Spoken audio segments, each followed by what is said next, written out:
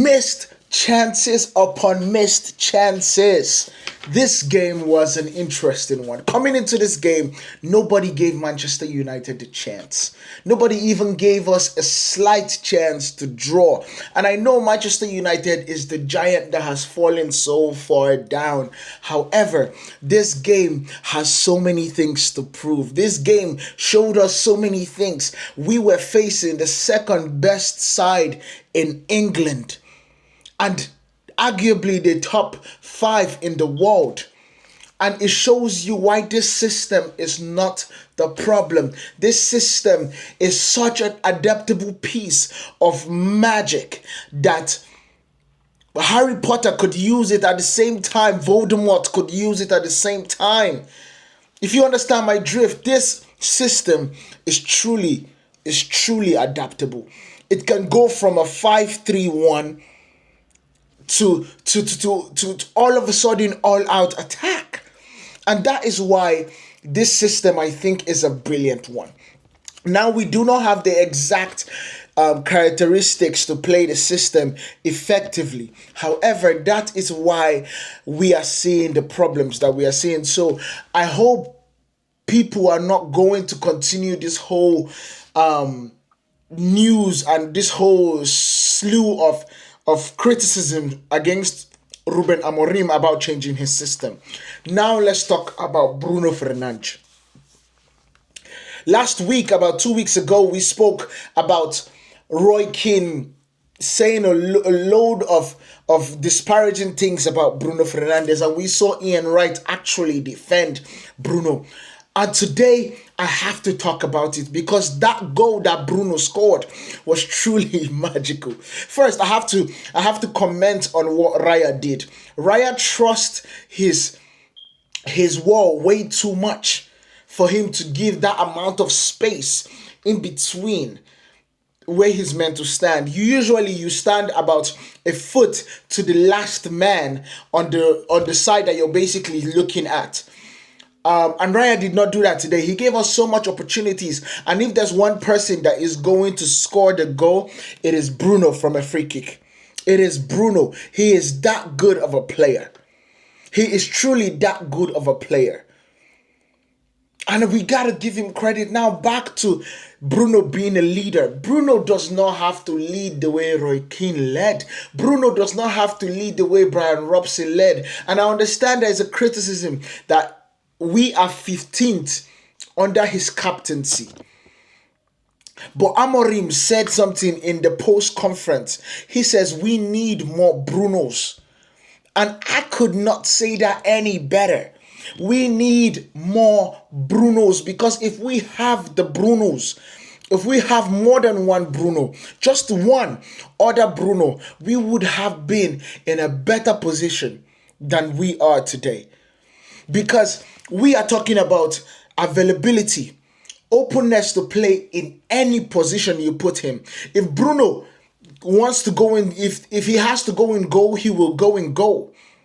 He plays further back because we do not have a ball playing midfielder that can link the defense to the offense. Even he plays the attacking midfield role.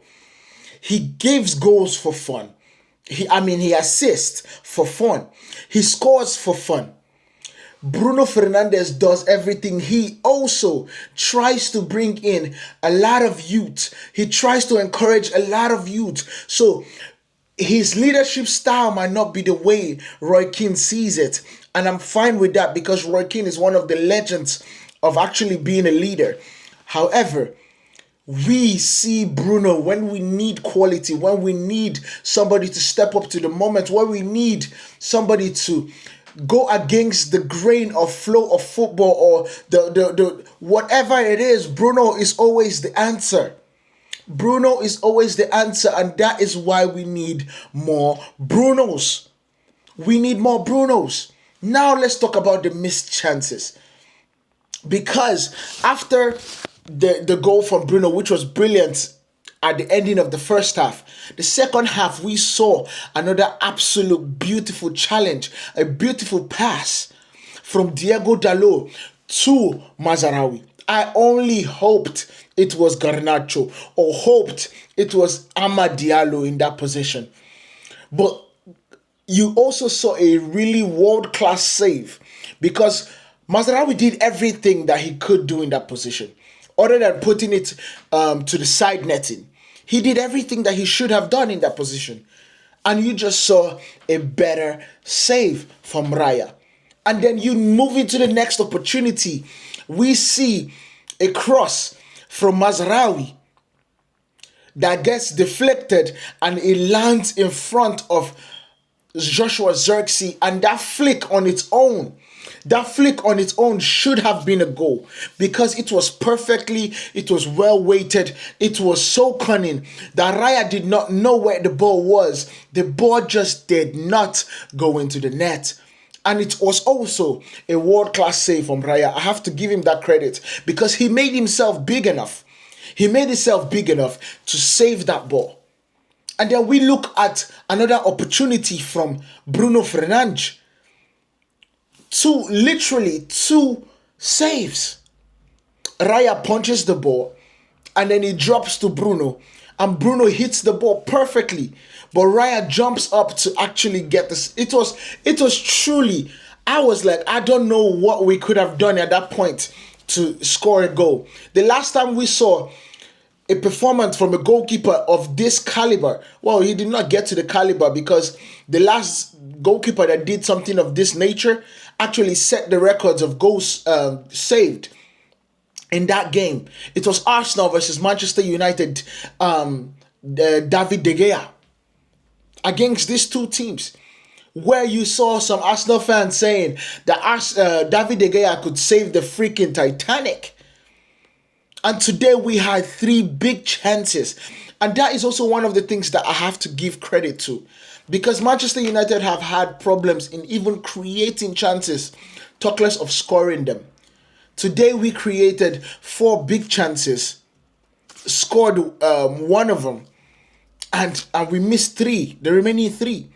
That's talk less of the opportunity that we saw Rasmus Højlund have, which is mind-blowing because there's something that I've always known, and when I'm coaching or when I was playing football, as a striker, you need to know where the goalpost is.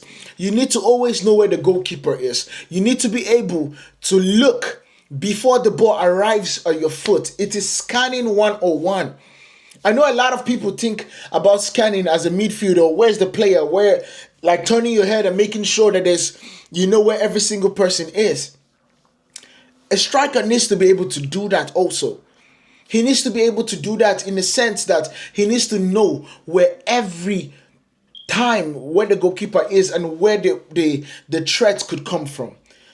Casemiro did a beautiful job in in getting the ball from Moreno.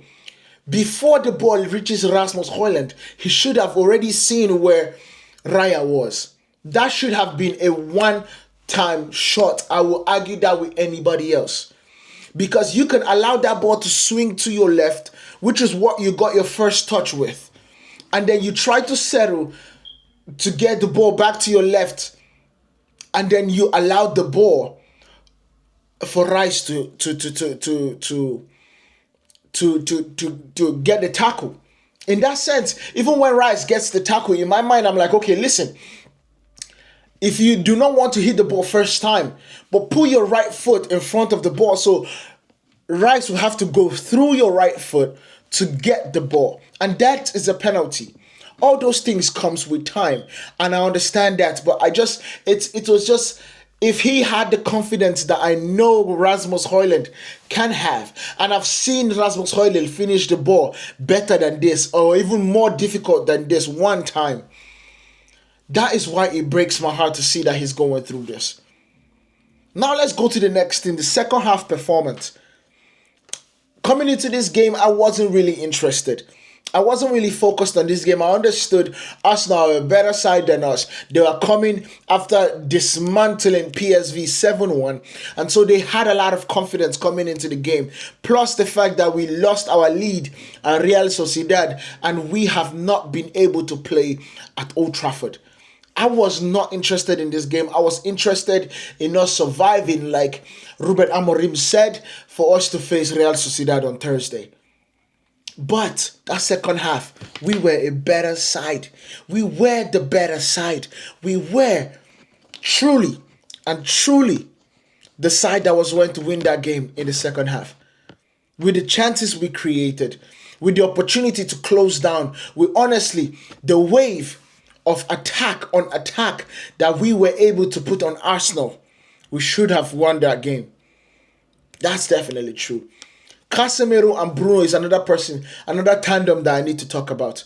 Today, they were so in sync in terms of understanding, let us not give big holes. Let us make sure. We saw a little bit of that in the first half where we saw Odegaard picking up the ball in the pocket and had like literally 5 yards for him to shoot. But we saw an adjustment in the second half. We saw a true understanding of, okay, we have a goal up. Let us find a way to keep this lead. Let's find a way to keep this lead. And that is one thing I have to give them credit for. Now let's talk about the Declan Rice's goal. I was livid because this is the same way we lost to Arsenal last year. It was just Odegaard that scored the goal. The same exact way. And we did the same thing this time. We saw Eriksen out of position. We saw Bruno Fernandes needing to compensate in terms of him being sucked into the ball, towards the ball by Lewis Kelly because of the out of position that Eriksen was not in. Now, I'm not blaming Eriksen for it because it was a slew of oops, oops, oops, oops, yikes, yikes, yikes, and then go. That was the problem.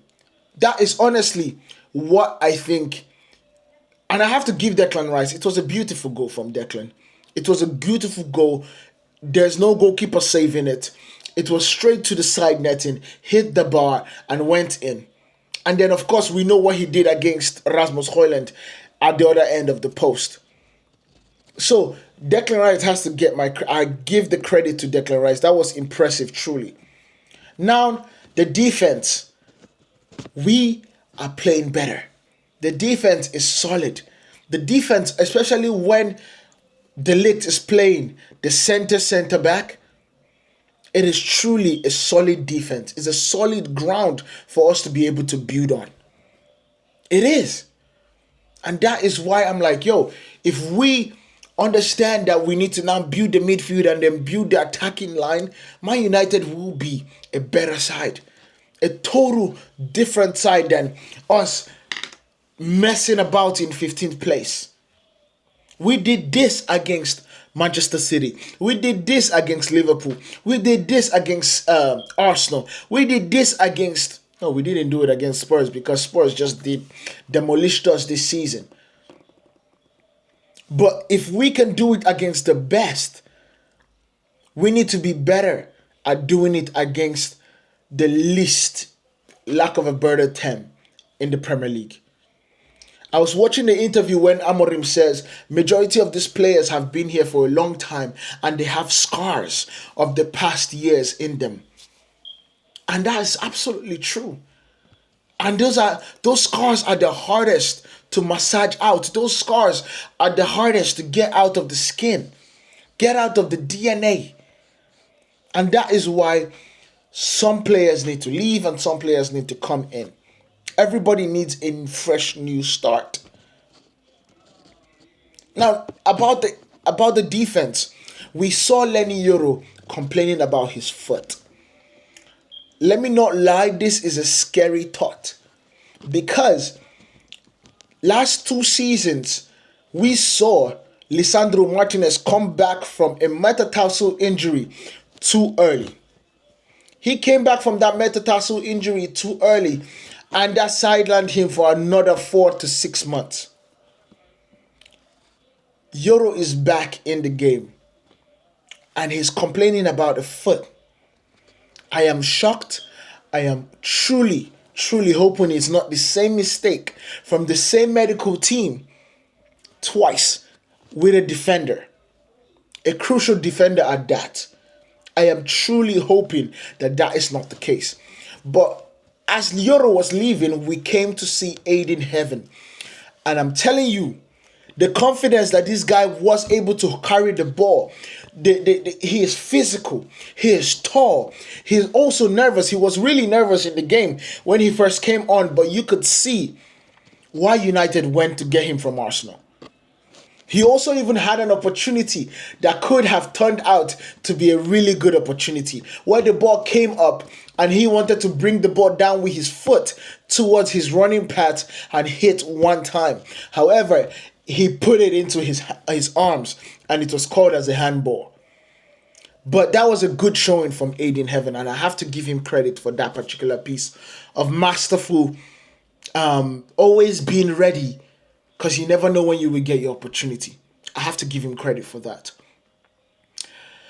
Yes, we have spoken about Rasmus Højlund, and I think the next game will truly be where Rasmus Højlund actually shines, because against Real Sociedad is going to come out to win the game, and Man United have to win the game.